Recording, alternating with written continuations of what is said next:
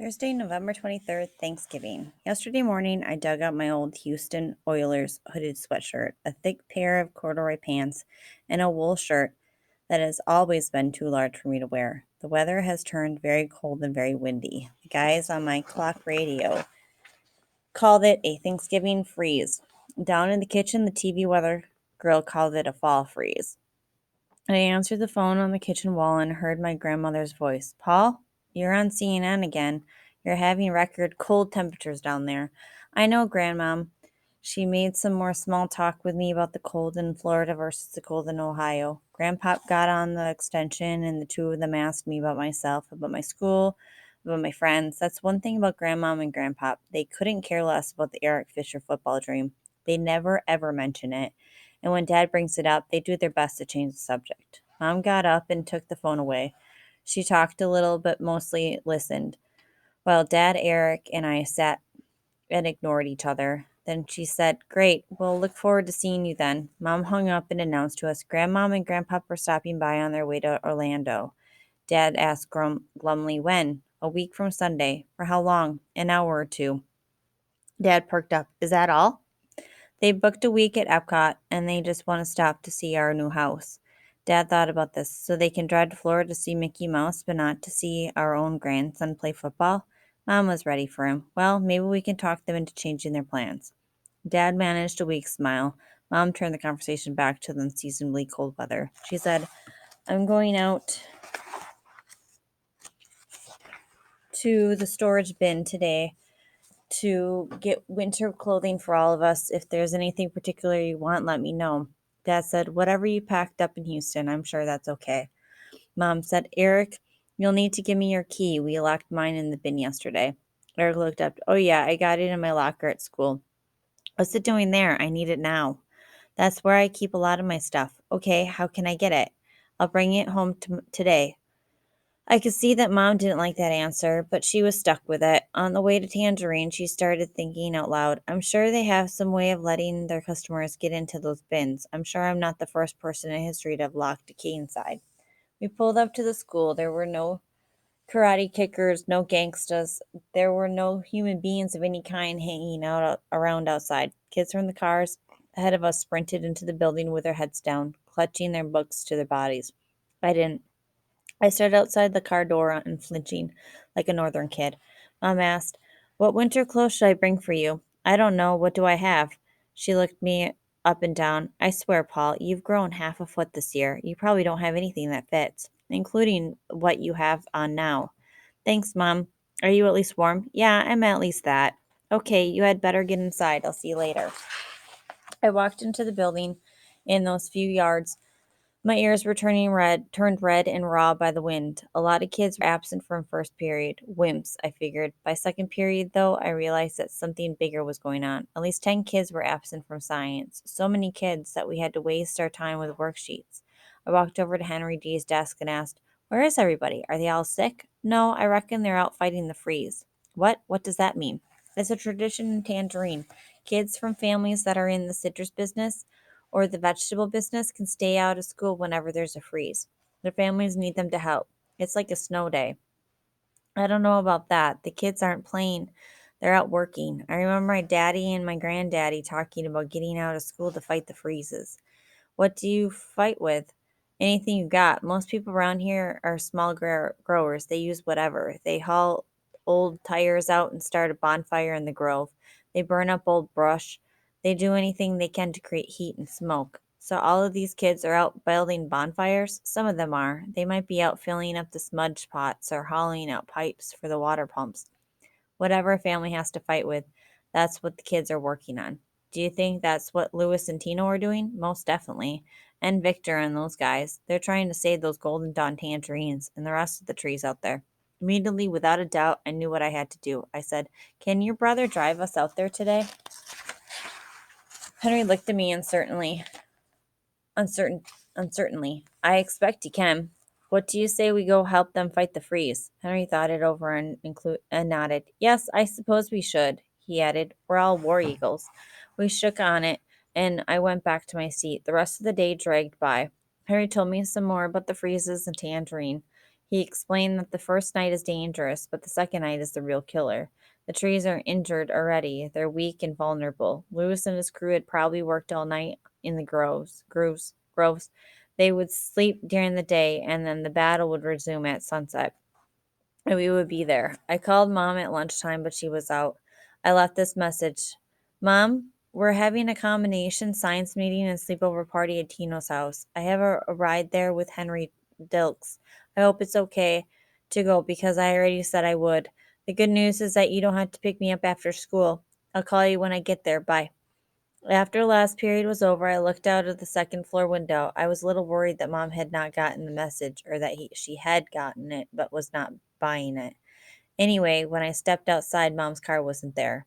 The car riders were once again running, panic stricken, through the punishing gusts of wind. I followed Henry across the street to where Wayne was parked.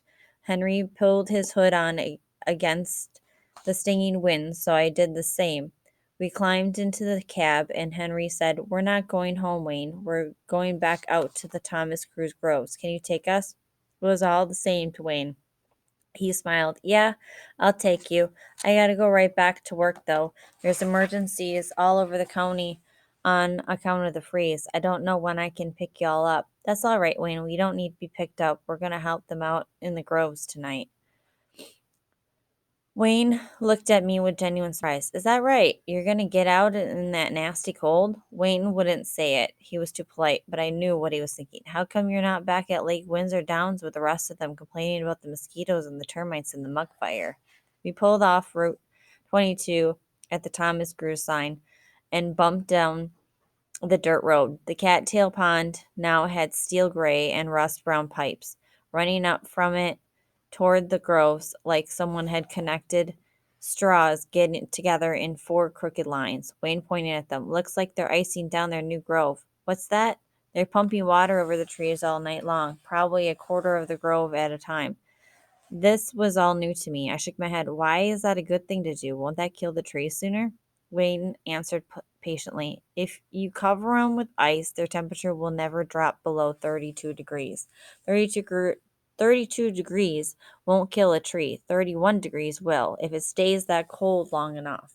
So why don't they just ice all the trees and be done with it?" Probably because they don't have the water or the pumps or the sprinklers to do it all. It's expensive enough to do one part. Even then, it might not work. The ice has to be kept just like slush.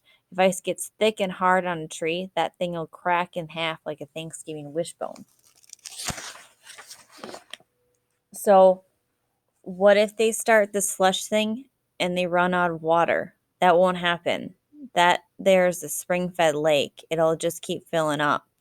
Now they might run out of diesel fuel. Water won't do you any good if you can't pump it where you want to. Look over there. Wayne pointed at something that I hadn't noticed before. On the rising ground behind the house, barely visible from the road, was a vertical orange tank 20 feet high. It looked like a giant can of frozen orange juice stuck there on its side. "That tank's full of diesel fuel. That diesel's your life's blood tonight." We drove around the house and stopped outside the Quinset hut. Lewis and his father were standing by the back door. They were both dressed in layers of old clothes, and they both had blue knit ski caps pulled down over their ears. Wayne waved to them and pulled away. Lewis said, "What can I do for you guys?" I thought of Lewis facing down Eric and his gang at the high school. I answered earnestly, "We want to help you fight this freeze tonight. We'll do anything we can." Lewis looked at Henry, then back at me. His doubts seemed to be directed at me, so were his words. "Why do you want to do that?"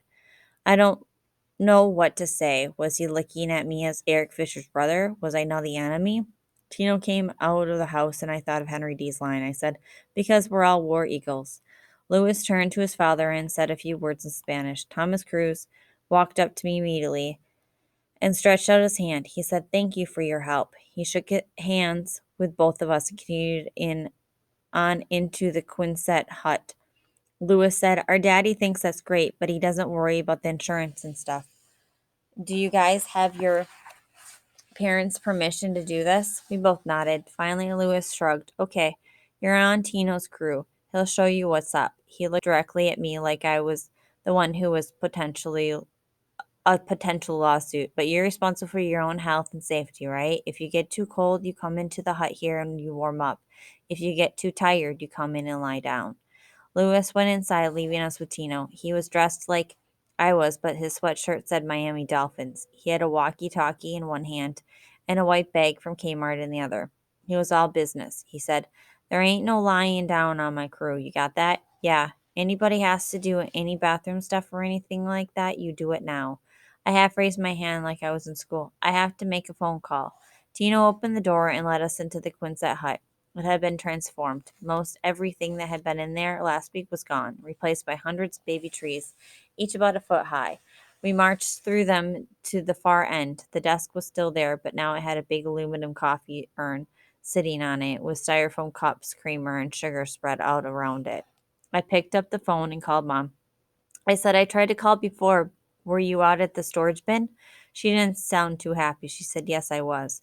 "Did you need Eric's key?" "No, I filled out a form and the manager let me in." "Uh-huh." Mom didn't say anything. Was she angry at me?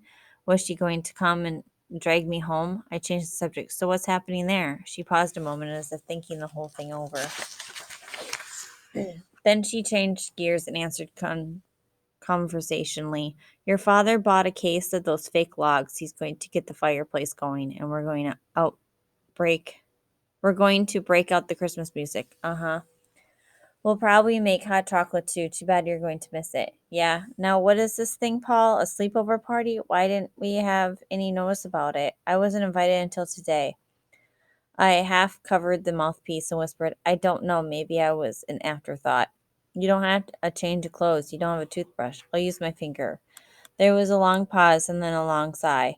"Paul, I trust people. I trust them until I have a reason not to. Do you understand me?" "I understand."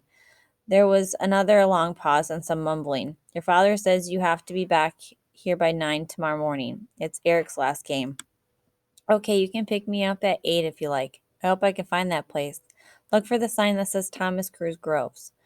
The door at the far end of the hut burst open. Victor, dressed in black sneakers, pants, and hood, like a cat burglar, walked in, followed by his boys. I said, "I have to go now, Mom. Enjoy your fireplace and all."